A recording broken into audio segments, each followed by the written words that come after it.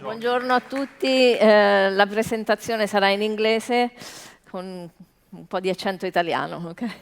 Yes. Over to you, John. Yes, my Italian is not good, is what she's saying, right? Look, my first time in Italy, what an amazing place and truly an honor to speak with you all here today. Because I'm part of a big corporate and we have a legal department, I'll just say that today we're sharing our point of view, not that of Colgate-Palmolive. So we've already had a lot of really good discussion, and the last speaker was absolutely amazing on digital commerce. Today we're going to look at Asia and some evolving and emerging trends, specifically social commerce. We'll look at a few things. First, what is social commerce? Why has it evolved? Then we'll look at a little bit of some numbers just to give you a sense of how it's growing. Then finally, in our favorite section, we'll look at the evolution of social in China, and then we'll look at a very big Southeast Asian retailer platform called Shopee. But before starting talking about social commerce, just a definition of what is Asia Pacific. And this, of course, might be different for different companies. We define Asia Pacific as everything from India to South Pacific. For the purpose of today, though, we will talk only about China, which is where all the trends start and move at the speed of light. And then Southeast Asia, that is the region that goes from Indonesia, Singapore, Malaysia, Thailand, Vietnam, and Philippines. So we will focus on these two regions. So I have been bothering a few of you throughout the last few days, and I've been asking you the question, when I say the words social commerce, or social media commerce, social commerce, what comes to your mind? Do you think Instagram? Do you think Twitch? Do you think Amazon? Where does your head sort of go? So stay there for a moment, and we'll give you our framing of what we think is going on. Why is it difficult when we say the terms social commerce to have a good idea of the definition? It's difficult because this is a new, emerging, and evolving space. It has not settled yet. It is constantly changing. You might have TikTok say something like content-driven commerce. You might have someone like McKinsey saying an integrated shopping experience, because it's somehow all of that in one. The one thing, if you take anything away from this discussion today for us, the one thing is this. What we're seeing in Asia is the following. On the one hand, you have commerce, e-commerce platforms. I think we heard a moment ago, like Instacart or some others. You go, you know what you want to buy, you add it to the cart, you purchase it, it gets shipped to your house. Over here, you have social. How you communicate with friends, you share photos, maybe be entertained, TikTok, Instagram, those sorts of things. What we are seeing in Asia is the following.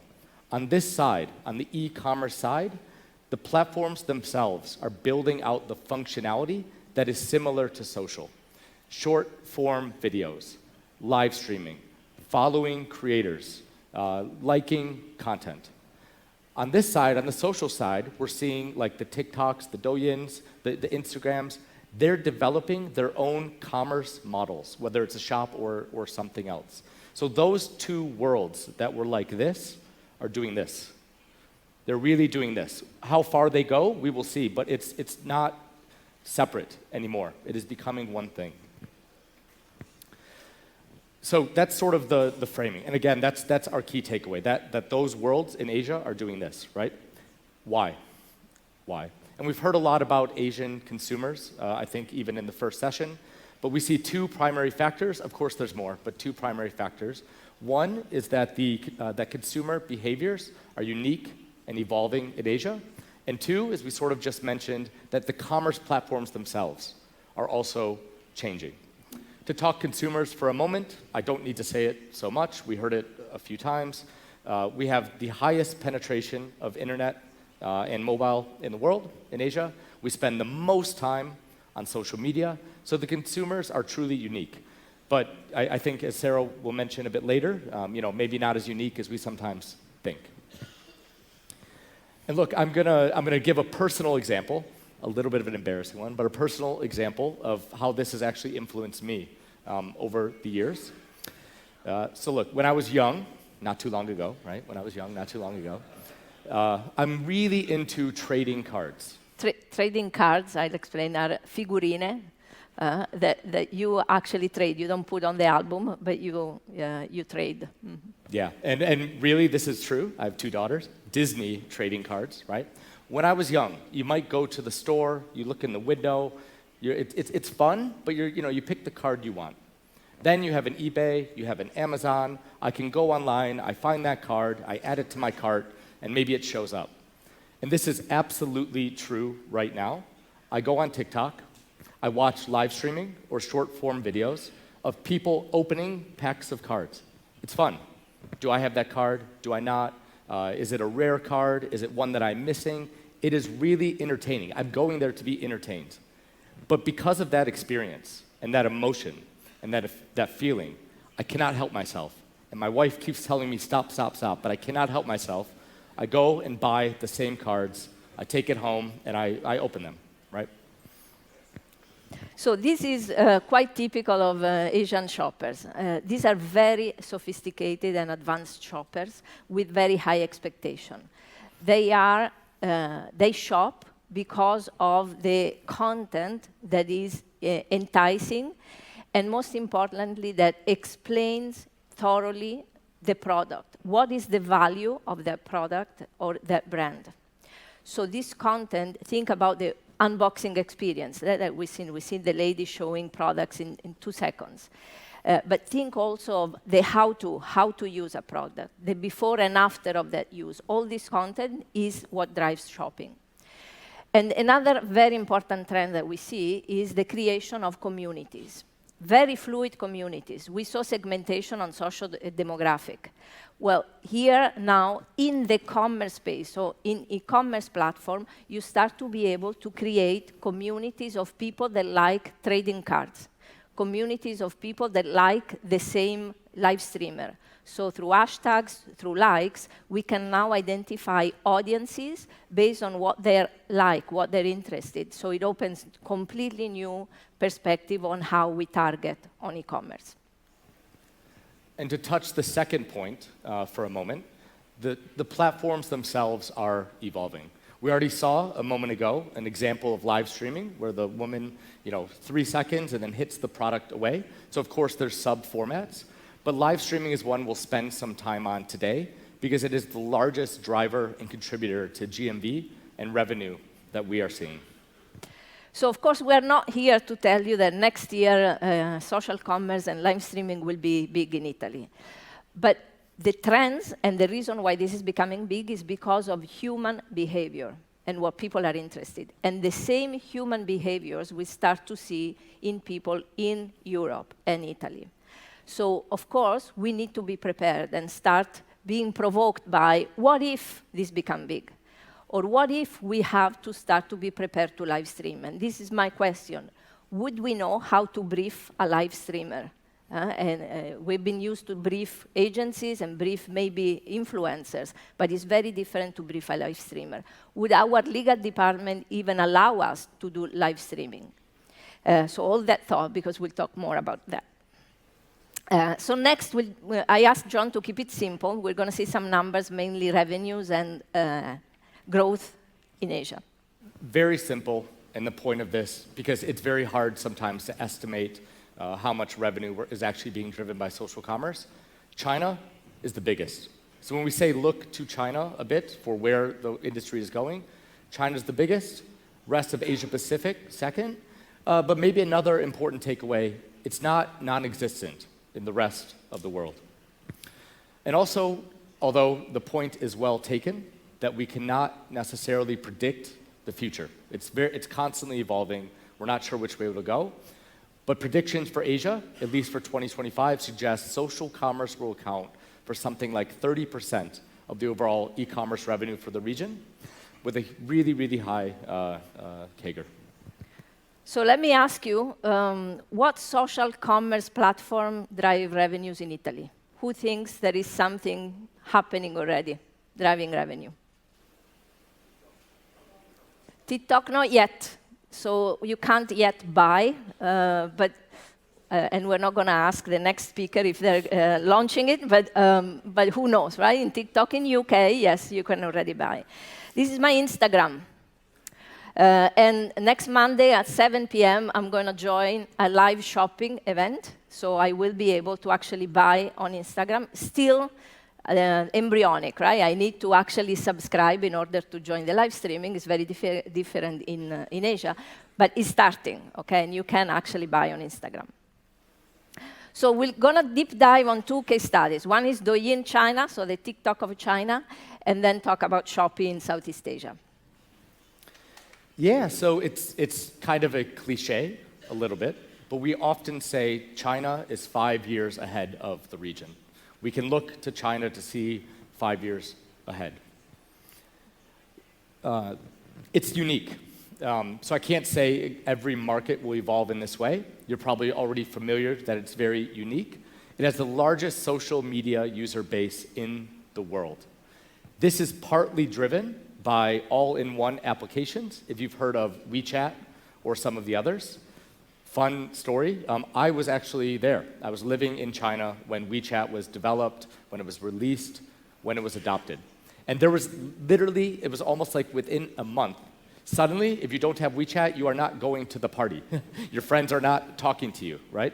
Because it wasn't part of your life, it ran your life.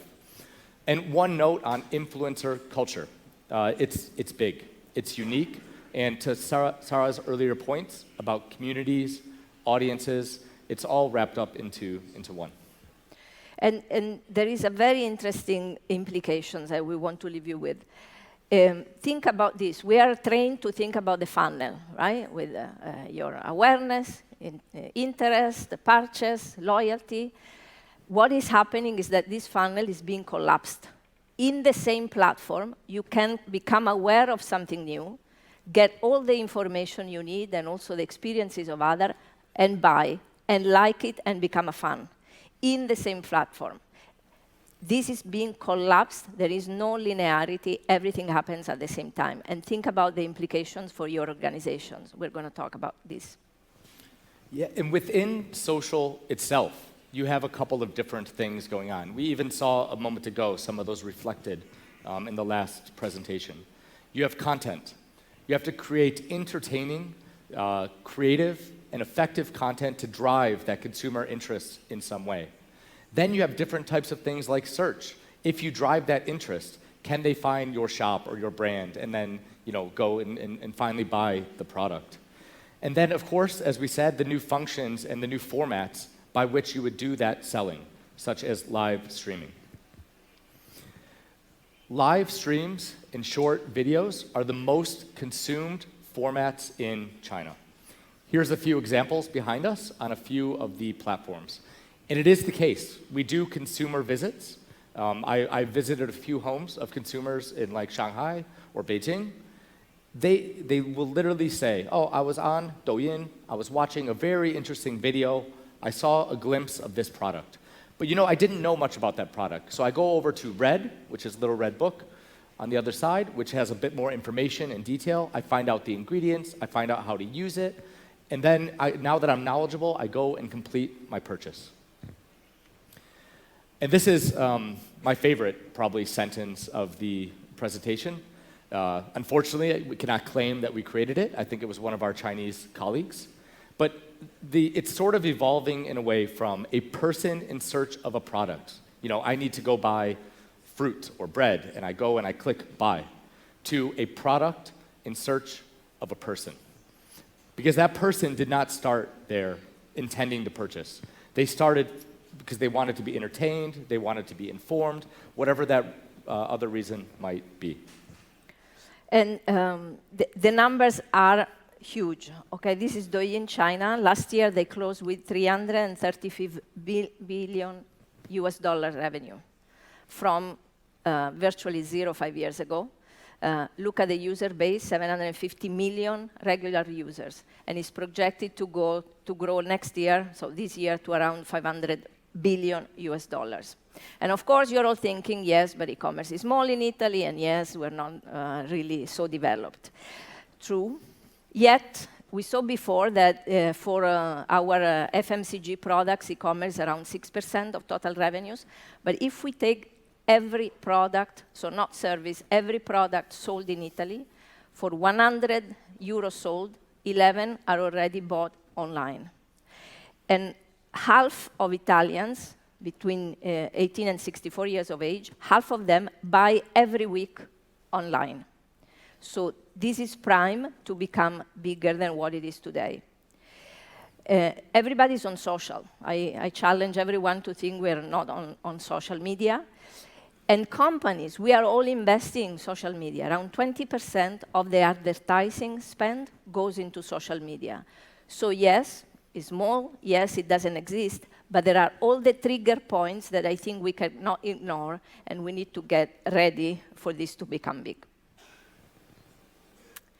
Now, let's switch gears. We talk about Shopee. Shopee is a typical e-commerce marketplace that was founded in Singapore in 2015.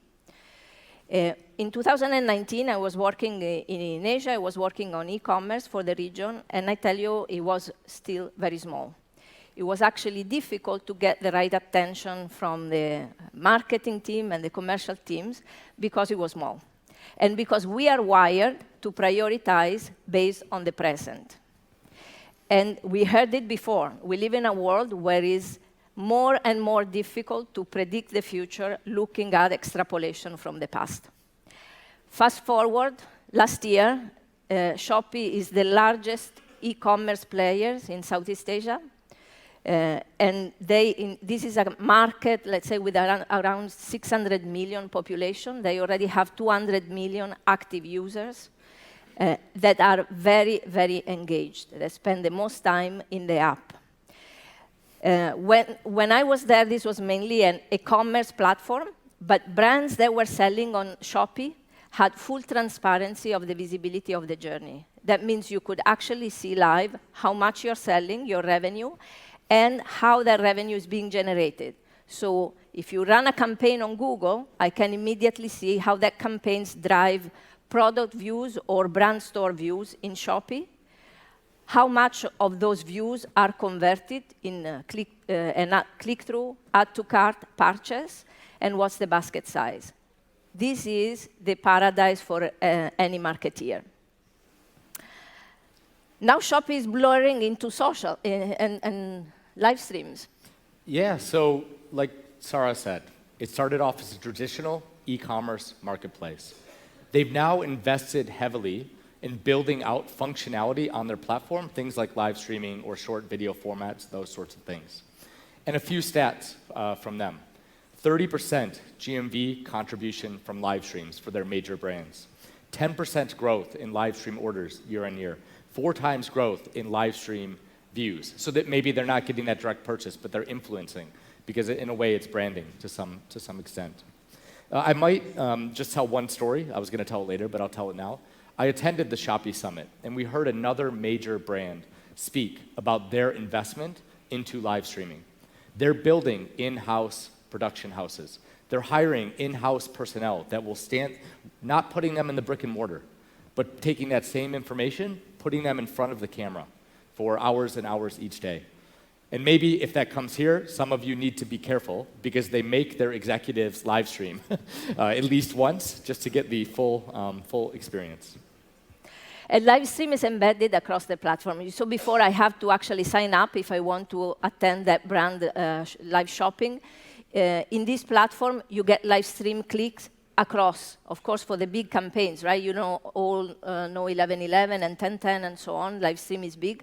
But now you can live stream in a brand store. You can live stream and look at the streaming in a product page. Across the entire shopper journey, live stream is made available in a very seamless way.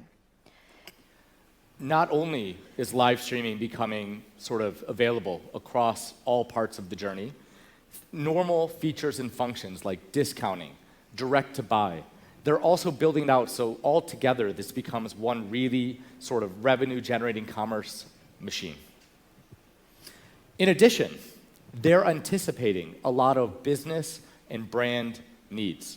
If I were to say to you tomorrow, go hire some live streamers, go start producing live streams or short videos.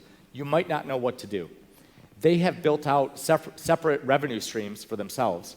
Production houses, places where you can hire KOLs or other types of influencers for your brand. They're going all in on this idea of social commerce. And as it was before for the case when it was only an e-commerce platform, today being a social platform, brands that sell on Shopee have full visibility of what is going on during live stream. So again, if you have a live stream, you see live how many people are viewing it, how many people are engaging through likes, how many people are adding to cart, and what are the revenue generated in the same platform at the same time. And this, of course, provides huge opportunity for optimization. And yes, we might be saying, but we are not ready for this. If you haven't, I suggest you look at this Osservatorio sull'e-commerce e-commerce B2C from the Polytechnic of Milano. Eye-opening, eye-opening. These are just 2 data points. Population in Italy between 8 and 16 years old. Everybody uses social.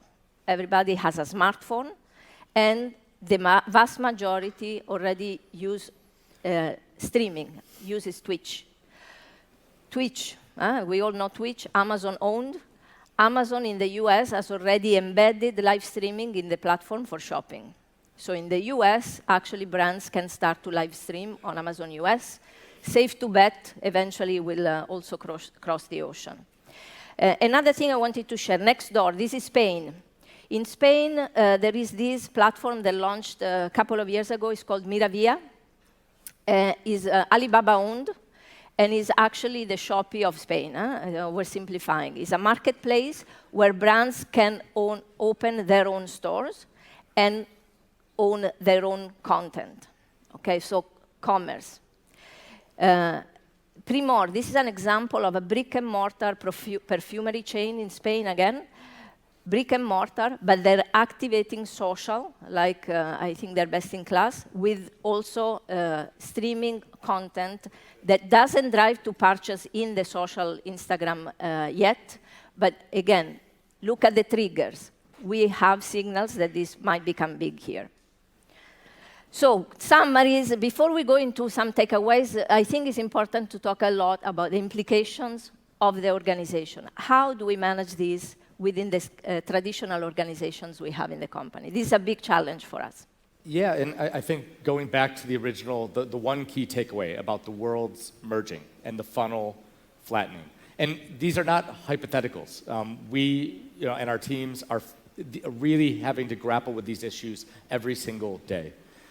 What it means to have a brand campaign, there's always a tension between brand and sales to a degree. But even more so now, you have to think, when you're doing a brand campaign or a sales campaign, how different are they really? If you're going to activate on these other channels and formats, is your business ready? Maybe it's not live streaming, but it really takes a rethink organizationally of how you might conduct marketing and sales. So key takeaways, we leave you with some thoughts. First, social commerce is driven by convergence of e-commerce and social media that are both blurring into this middle social commerce. This is happening because of consumers' behavior. Consumers want this and the use of live stream and so on, but it's happening because technology has enabled this to happen. And remember the question, assume that the technology is there, what do you want to do? This will accelerate in Asia even more, but will happen in Europe, is already happening. How fast, we cannot predict, but the message is we should be ready because this is the direction. And if we really think omni, and we're talking omni-channel, if we really put people at the center, we need to be prepared to include social shopping into our omni-channel planning. And the real-time data here is going to be gold. We will be able to plan through data, and most importantly, to optimize real-time, looking at the data we have available. So with this, we thank you. That's all we had prepared. Let me just... let me thank Jonathan, because not only he came across the ocean to be with us, but he also brought a suit. I can tell you that if this was in Asia, he would be in short sleeves and maybe a sneaker. T-shirt, jeans. So when in Rome, thank you, John.